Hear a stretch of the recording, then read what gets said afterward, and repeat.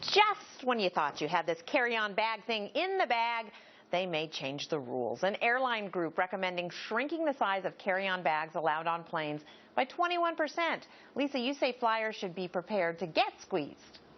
Well, yeah, absolutely. They're going to get squeezed. But, here's the these costs to consumers are nothing compared to what would happen if President Obama has his way with regulating airline emissions. But, there's one group of people that are pretty happy about this if U.S. airlines do follow these guidelines, and that's luggage manufacturers.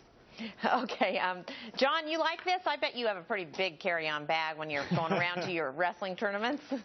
Absolutely. I've got a combined total of over 7 million frequent flyer miles. I've traveled multiple times my entire adult life, so I know airlines pretty well, and the airlines pretty much are awful. They've lost money as a sector since Orville and Wilbur Wright first flew at Kitty Hawk. But if you give me a chance to have a bigger seat or a bigger overhead storage bin, that is an airline I want. I don't want a food. I don't want to care if the flight attendant likes me. That doesn't matter to me. Most flyers are that way, and I think airlines should be allowed to have the overhead bin space they want and to dictate their own planes, not a government mandate. I think that's way over the line. Jimmy, what do you think of this?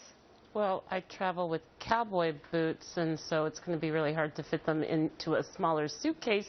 But yes, this is going to benefit luggage manufacturers. It's going to benefit people who have to stores. People are going to just start shopping instead of packing their clothes.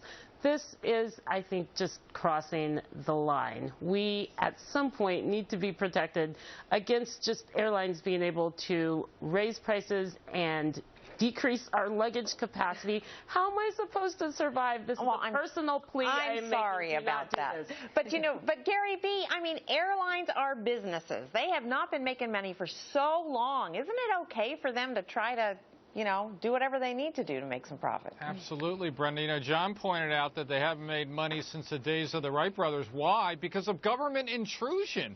I don't care if airlines raise prices to $2,000 a ticket. I'm sorry, Jimmy. Look, I don't like it when I walk into the Starbucks and they raise the price on a tall double mocha. But Jamu would like the government to come in and say, look, you've crossed the line. You can't charge that much for a cup of coffee. No, Jamu. This is the way it works. If airlines charge too much, you take a bus. If a bus is inconvenient, someone else will come up with some other form of transportation. That's how you get progress. Okay. In Jamu's world, we'd all be on the horse and buggy. Okay, Jonas, I promise.